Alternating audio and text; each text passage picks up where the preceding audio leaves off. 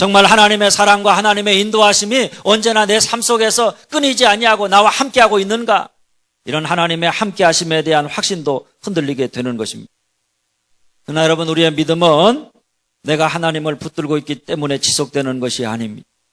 누가 나를 부르셨기 때문입니까? 하나님이 나를 부르셨고, 하나님이 나를 부르셨고, 하나님이 오늘 또 나를 붙들고 있기 때문에 하나님의 부르심의 소명이 끝나지 않는 한 우리는 하나님에게서 떠날 수 없는, 하나님의 축복과 은혜 가운데 살아갈 수밖에 없는 그런 사람들임을 믿으시기를 바랍니다. 심지어는 내가 하나님을 붙잡고 있는 손을 놓는 일이 있더라도 그럼에도 불구하고 하나님은 절대로 나를 붙잡고 있는 손을 놓지 않으신다. 하나님이 우리를 부르신 부름의 그 소망, 우리를 불러서 그리스도 같이 되게 하시고 영광의 찬송을 부르는 그런 하나님의 백성으로 삼고자 하시는, 그리고 우리에게 세상 속에서 하나님의 영광을 드러내는 사명을 위해서 부르셨는데 그 사명이 이루어질 때까지는 절대로 하나님이 우리를 놓지 않으신다. 바로 여기에 우리의 믿음의 승리, 곧 부르심의 소망이 있는 줄 믿으시기를 바랍니다. 그 다음으로 18절 후반절 말씀입니다.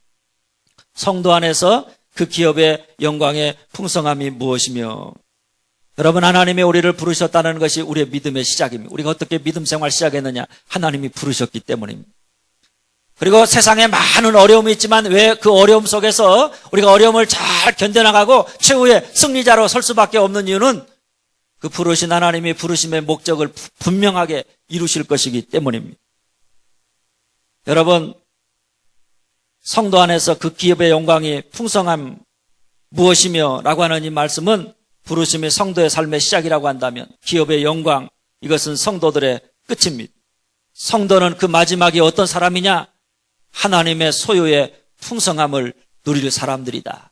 하나님의 자녀의 그 영광을 누릴 사람이 바로 성도다 하는 이야기입니다. 여러분, 우리 하나님이 얼마나 풍성하신 분이십니까? 하나님은 충만하십니다. 하나님은 아쉬울 것 하나도 없고 부족한 것 하나 없으신 그런 분입니다. 그런데 감사하고 영광스럽게도 우리는 우리 인생의 마지막에 이 땅에 살면서는 우리가 많은 결핍을 느끼기도 하고 부족함을 느끼기도 하고 또 그런 것들 때문에 우리가 고통당하고 힘들어하기도 하지만은 우리 인생의 마지막에는 그런 부족함, 결핍이 없이 그저 하나님의 풍요와 충만을 내 것으로 누리게 될 하나님의 상속자라 하는 이야기입니다. 마치 에덴에서처럼 하나님 보시기에 심히 좋았더라, 그 모습을 우리가 다시 회복하게 되어져 있다는 것입니다. 부족할 것도 필요한 것도 없는 충만한 삶을 살게 될 것이라고 하는 말씀입니다. 여러분, 그것이 우리의 끝입니다. 성도의 삶은 그 시작만이 화려한 것이 아니라 그 끝이 더욱 화려하고 창대함으로 끝나게 되어 있는 것입니다. 그러므로 여러분, 비록 우리의 삶이 이 땅에 사는 동안은 비록 힘들고 어렵지만은, 그러나 우리 인생의 마지막에 우리가 끝까지 이 땅 속에서 믿음을 지키고 살고 하나님의 자녀로서 끝까지 선한 싸움을 싸우면서 달려갈 길을 끝까지 마친다.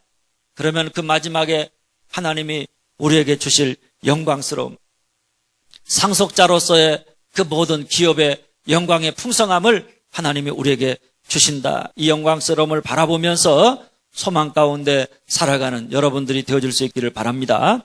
마지막으로 19절입니다. 우리 같이 한번 읽어보겠습니다.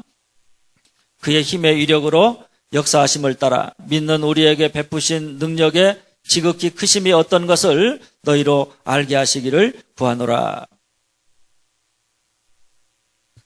여러분, 사실 우리가 부르심에서 시작해서 하나님의 자녀로서의 상속의 영광의 풍성함을 누리기까지 이 땅에 사는 동안에는 얼마나 많은 시험, 또 얼마나 많은 핍박, 얼마나 많은 죄의 세력들이 우리를 위협하고 있는지 모릅니다. 얼마나 많은 고난과 얼마나 많은 힘든 일들이 우리의 삶 속에 일어나고 있는지 모릅니다. 분명 우리의 힘과 능력으로라면 우리도 세상 사람들처럼 그런 것들 앞에서 사정없이 무너지고 또 그 앞에서 낙심하고 그 앞에서 절망하고 탄식할 수밖에 없을 것입니다. 그런데 이런 제자들에게 우리 예수님이 이렇게 말씀하셨습니다. 요한복음 16장 33절 말씀입니다. 세상에서는 너희가 환난을 당하나 담대하라. 내가 세상을 이기었노라. 세상에서는 너희가 환난을 당하나 담대하라. 내가 세상을 이기었노라. 할렐루야. 여러분, 우리가 이 땅에 발을 붙이고 살아가는 한 환난을 당하게 되어 어려움과 고난을 피해갈 수는 없습니다. 그러나 환난 가운데서도 우리가 두려워하지 아니하고 담대할 수 있는 이유는 다른 것이 아닙니다. 내가 세상을 이기었노라. 세상을 이기신 주님이 우리와 함께 하신다. 그 주님이 우리를 위하신다. 우리를 위해서 크신 능력을 베푸신다. 하나님이 우리의 삶 속에서 구원의 능력을 베푸시기 때문입니다. 여러분, 우리 주님의 능력이 얼마나 큰가 하면 우리 하나님은 죽은 자도 살리시는 분입니다. 모든 정사와 권세와 능력과 주권을 다 가지시고 모든 만물을 다 그 발 아래 복종시키시는 전능하신 분입니다. 그런데 그분이 오늘 우리의 머리가 되십니다. 우리 인생의 주인이 되십니다. 그분은 언제나 우리와 함께 하시면서 우리 가운데서 당신의 전능하신 능력으로 우리 가운데 구원의 능력을 베푸시는 전능하신 분이심을 믿으시기를 바랍니다. 바로 여기에 오늘 우리가 이 땅에서 모든 문제와 모든 죄악과 싸워 승리할 수 있는 비밀이 있는 것입니다. 세상을 이기신 주님이 오늘 또 우리와 함께 하시면서 우리를 위해서 크신 능력을 베푸신다. 세상을 정복하신 주님이 우리를 위해서 크신 능력을 베푸신다. 여러분, 바로 여기에 우리가 두려워할 이유도 무서워할 이유도 없는 것입니다. 승리는 우리의 것임을 믿으시기를 바랍니다.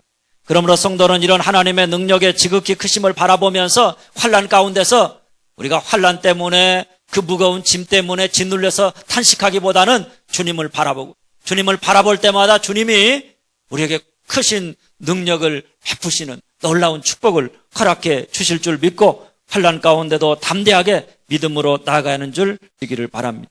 사랑하는 여러분, 바울은 감옥 속에서 에베소 교회 성도들을 위해 기도합니다. 어떻게 기도했습니까? 첫째 따라서 합니다. 감사했다. 감사했다. 에베소 교회 성도들 안에 있는 믿음과 사랑의 모습, 곧 십자가의 능력, 복음의 능력, 하나님의 말씀이 육신이 되어서 그들 가운데 나타난 말씀의 능력을 보면서 하나님 앞에 감사했습니다. 그리고 둘째, 하나님을 알게 해달라고 기도했다. 한번 따라서 합니다. 하나님을 알게 해달라고 기도했다. 하나님을 알게 해달라고 기도했다. 하나님에 관해서 지식을 알게 해달라고 기도하는 것이 아닙니다. 매일매일 하나님을 만나서 똑같은 예배, 똑같은 시간이지만 하나님을 새롭게 만나서 살아계신 하나님 만나서 하나님을 점점 더 깊이 알아가는 자가 되게 해달라고. 하나님을 향한 갈망, 하나님을 향한 사모하는 마음, 그런 마음 가지고 사는 자가 되게 해달라고 기도했습니다. 셋째 따라서 합니다. 하나님을 아는 자의 축복을 알게 해달라고 기도했다. 하나님을 아는 자의 축복을 알게 해달라고 기도했다. 하나님을 아는 사람, 하나님을 경험한 사람, 하나님 만난 사람, 그런 사람의 축복이 뭐냐? 부르심의 소망, 기업의 영광의 풍성함, 베푸신 능력의 지극히 크심입니다. 바라기는 오늘 여러분 모두가 바울의 기도처럼 예수 믿는 우리의 삶 속에서 복음의 능력, 곧 하나님을 향한 믿음과 모든 형제를 향한 사랑이 나타나고 하나님에 관한 지식, 내가 가진 경험, 그것 가지고 신앙생활하려 하기보다는 언제나 하나님 앞에 내가 가진 지식을 내려놓고 하나님을 더욱 알아감으로 말미암아 하나님을 아는 자에게 주시는 축복, 부르심의 소망, 기업의 영광의 풍성함, 베푸신 능력의 지극히 크심을 경험하면서 날마다 이 세상 속에서 승리하는 삶을 살아가는 여러분들이 되어줄 수 있기를 주님의 이름으로 축원합니다. 기도하겠습니다.